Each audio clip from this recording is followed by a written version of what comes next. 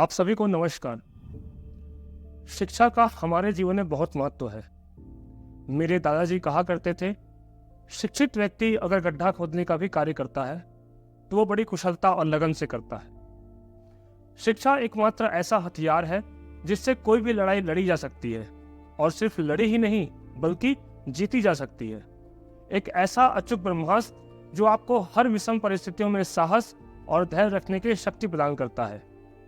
शिक्षा से सब कुछ संभव है, और अच्छी शिक्षा आपको एक बेहतर इंसान बनाती है। पढ़ाई, एजुकेशन या शिक्षा, हम कुछ भी कहें, उस पर बहुत लंबा व्याख्यान दिया जा सकता है। परंतु आज मैं बात करूंगा उसी शिक्षा के बीच से अंकुरित हुए और वर्तमान में वट वृक्ष के समान मजबूती से खड़े इंसान की, जिसने अपने जीवन की प्रत्येक चुनौतियों को अपने माता पिता के दिए हुए संस्कार एवं सीख से न केवल पार किया, अपितु अथक परिश्रम और लगन से शिक्षा को आधार बनाकर अपने लक्ष्य को भी प्राप्त किया। अब शायद आप समझ ही गए होंगे मैं किस इंसान की बात कर रहा हूँ।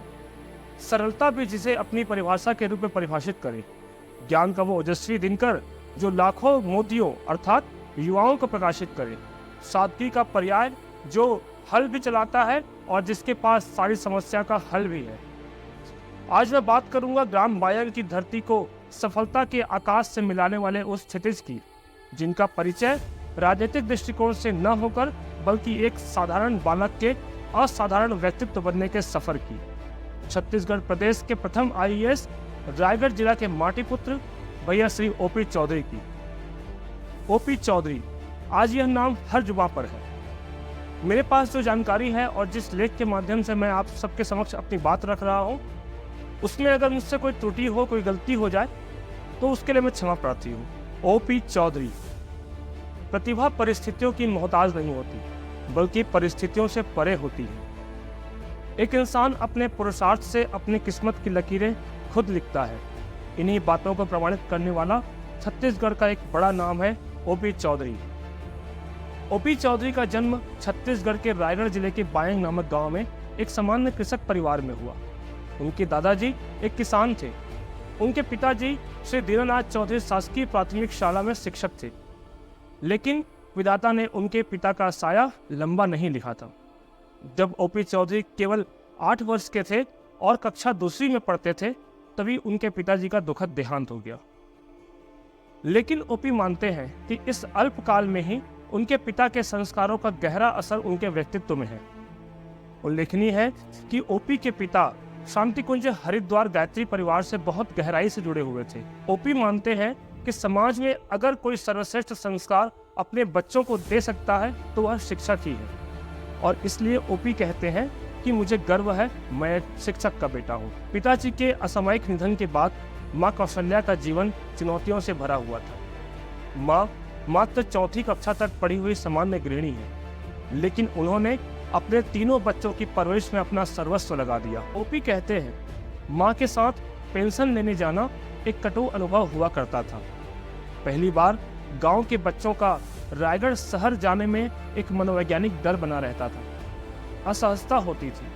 लेकिन इसी दौरान सरकारी कार्यालयों का अनुभव हुआ, वहीं कलेक्ट्रेट का दीदार हुआ। 11 साल की उम्र में समझ में आ गया कलेक्टर क्या होता है, वह समाज और लोगों के लिए क्या कर सकता है। तो एक बच्चे ओपी ने तय किया कि मुझे कलेक्टर बनना है। यहीं से ओपी अपने इस सपने को जीते रहे। दीदी शारदा, ओपी और छोटे भाई पद्मलोचन, तीनों ने मेहनत से पढ़ाई जारी रखी। घर में अनेकों बार बल्ब फ्यूज रहता था। उन दिनों छत्तीसगढ़ के अनेकों गांवों की तरह बिजली गोल होना, लो वोल्टेज की समस्या होना स्वाभाविक बात थी। लालटेन का इस्तेमाल करके पढ़ाई करनी पड़ती थी। ओपी ने कक्षा 1 से 5 तक की पढ़ाई शासकीय प्राथमिक शाला बायंग, कक्षा 6वीं से 8वीं तक की पढ़ाई शासकीय मिडिल स्कूल जयमुरा और 9वीं से 12वीं तक की पढ़ाई शासकीय उच्चतर माध्यमिक विद्यालय नंदिनी से पूरी की।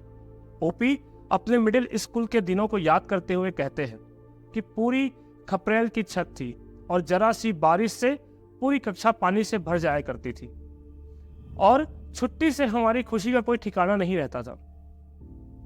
बेंच की बात तो दूर, दरी या टाटपट्टी भी वहां नहीं होती थी। सब बच्चे बस्ते में बोरा लेकर जाते थे अपने बैठने के लिए। अपने 12वीं के दिनों को याद करते हुए ओपी कहते हैं कि जब वे 12वीं कक्षा में थे तब उनके स्कूल नंदेली में गणित, भौतिक शास्त्र, रसायन शास्त्र, जीव विज्ञान, हिंदी के कोई व्याख्याता नहीं थे। केवल एक व्याख्याता अंग्रेजी के थे, श्री टी.सी. पटेल, और पूरे साल में 12वीं की कक्षा में गणित की केवल 4 कक्षाएं हुई थी।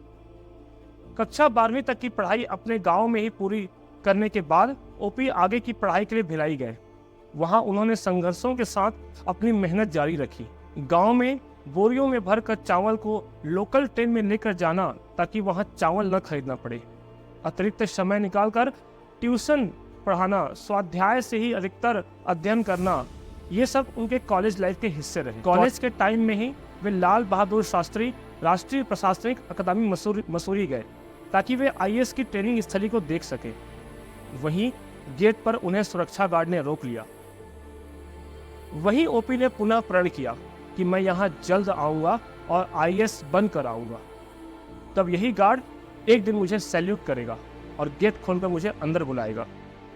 ओपी अपने इसी प्रण की ज्वाला को लेकर दिल्ली पहुंचे। वहां उन्होंने अपने अथक परिश्रम को जारी रखा। वहां एस्बेस्टस की छत के नीचे मई जून की भरी गर्मी में रहना, कभी कब्रिस्तान के किनारे की कॉलोनी में रहना ताकि किराया कम लगे, इन सब परिस्थितियों का उन्होंने सामना किया। सभी परिस्थितियों में उन्होंने अपने सपने की ज्वाला को अपने अंदर जलाए रखा और अत्यंत कम उम्र में 2005 में उनका आईएएस के लिए चयन हो गया। छत्तीसगढ़ राज्य गठन के बाद छत्तीसगढ़ से चयनित होने वाले ये प्रथम आईएएस बने।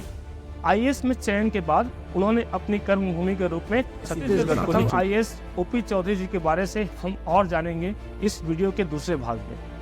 तब तक के लिए जय श्री राम, वंदे मातरम, जय भारत, जय छत्तीसगढ़।